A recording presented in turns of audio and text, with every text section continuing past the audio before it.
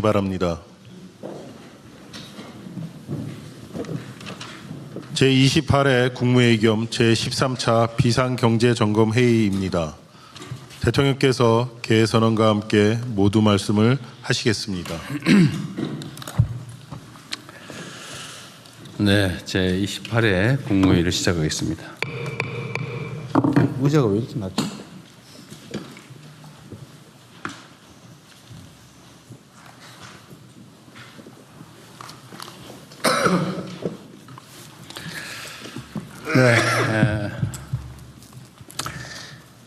내일부터 민선 9기 지방정부의 임기가 시작됩니다. 지방자치 개막 이미 31년인 것 같습니다. 이제 새로운 지방정부는 본격적인 균형발전 시대의 출발점이 되어야 되겠습니다. 모두가 아는 것처럼 현재 수도권은 지나친 과밀화, 또 전력, 용수, 토지 부족 때문에 엄청난 부작용을 겪고 있습니다. 지방은 부족해서 소멸하고 수도권은 넘쳐서 폭발할 지경이어서 이게 대한민국의 국가 경쟁력을 잠식하고 있는 건 모두가 알고 있습니다. 이것 때문에 각 지방의 특성을 감안한 획기적인 초격차 전략산업 다극화가 필요합니다.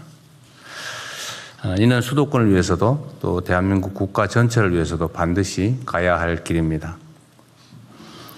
이런 측면에서 어제 발표한 대한민국 대도약 3대 메가 프로젝트는 차별과 배제, 불균형을 낳는 수도권 1급 체제를 극복하는 것인 동시에 전국이 고르게 성장 기회를 누리는 모두의 성장 시대를 여는 핵심 열쇠입니다.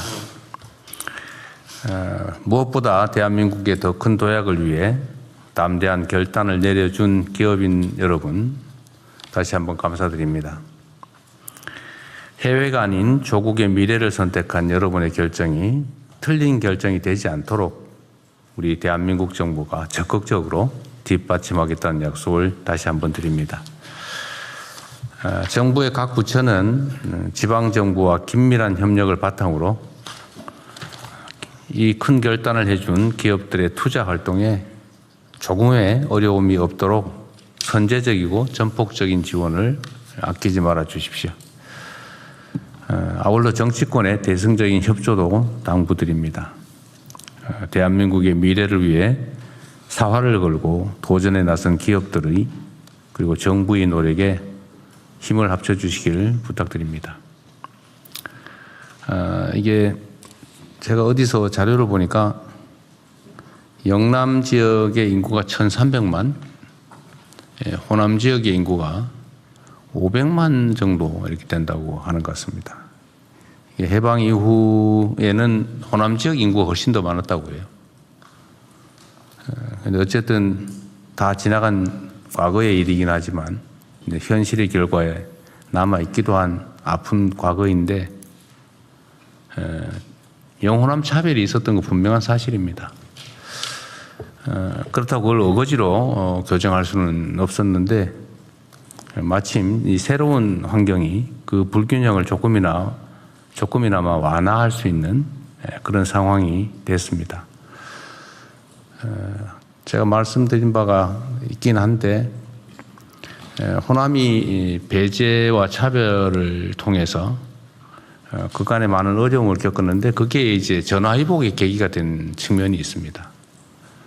장기간 방치되고 개발해서 소외되면서 오히려 용수나 전력 또는 용지, 토지가 잘 관리된 측면이 있습니다. 보존된 측면이 있죠.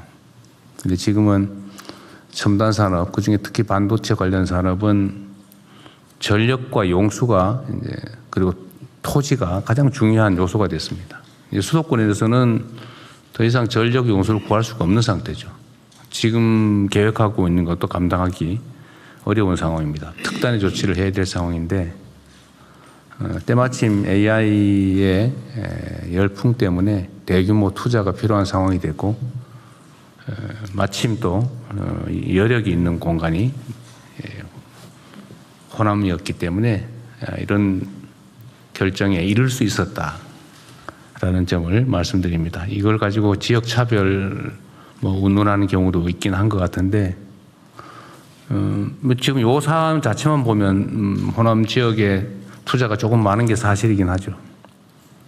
그러나 역사적으로 누적된 투자 양을 비교한다면 그야말로 조족지열에 불과하다라는 점을 모두 이해해 주시기 바랍니다. 이게 모두 대한민국의 전체적인 발전, 또 대한민국의 미래가 걸린 국토 균형 발전을 위한 매우 다행스러운 결과다라고 이해해 주시면 좋겠습니다.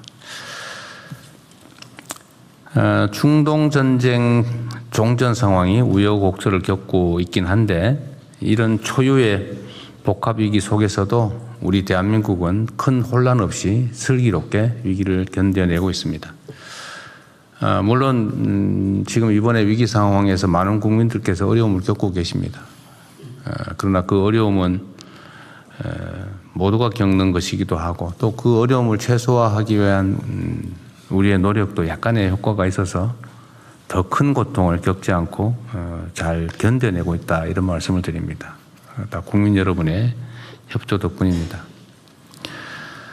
호르무즈 해협에 우리 선박 중에 사정이 있어서 나올 수 없는 두 척을 빼고 모든 선박들이 어느 나라보다 빠르게 해협을 다 빠져나왔습니다. 지금 한 척은 지금 빠져나오는 중인데 위험 지역은 거의 벗어났다고 합니다.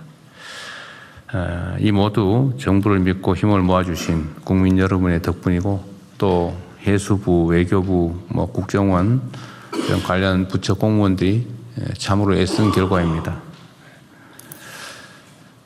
다시 한번 감사드리고요.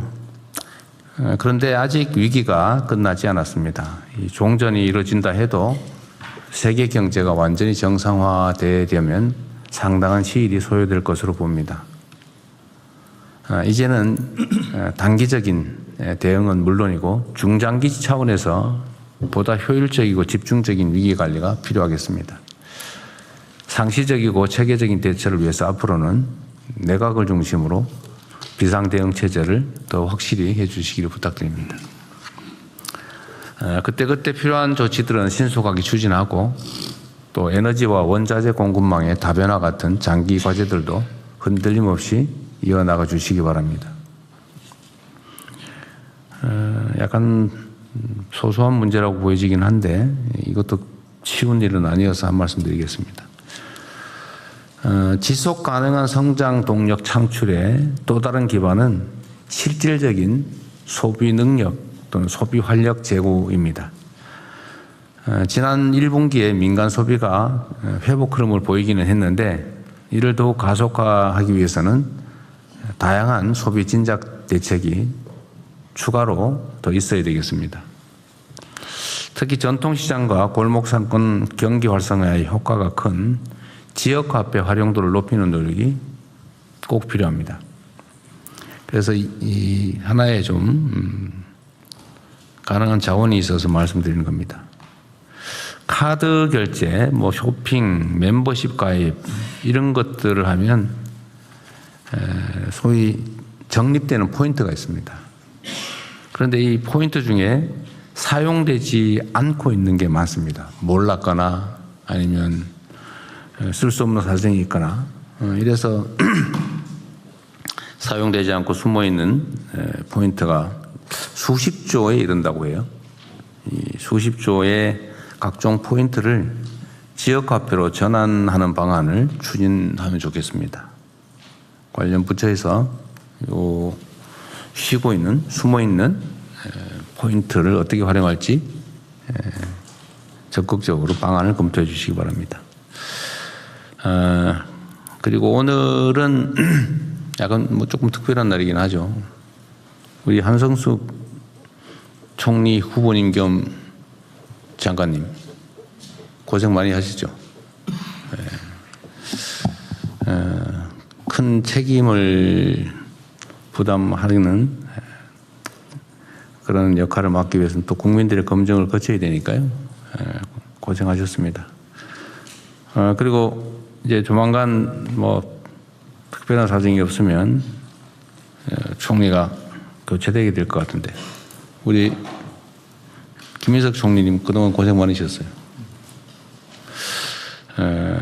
정말로 크게 국정에 도움이 됐고 전체적인 지휘를 너무 잘해 주셨어요. 지금 우리 정부가 만들어낸 여러 성과들이 있는데 그건 역시 이 내각의 우리 국무위원 여러분 포함해서 우리 총리님 역할이 가장 컸다고 생각합니다. 1년 내 이틀이 부족하다 그랬나요? 네. 이틀 남았습니다. 이틀 남았어요. 어쨌든 363일 된 모이군요. 363일간 고생 많으셨습니다. 우리 고생하신 총리님한테 박수 한번 드릴까요?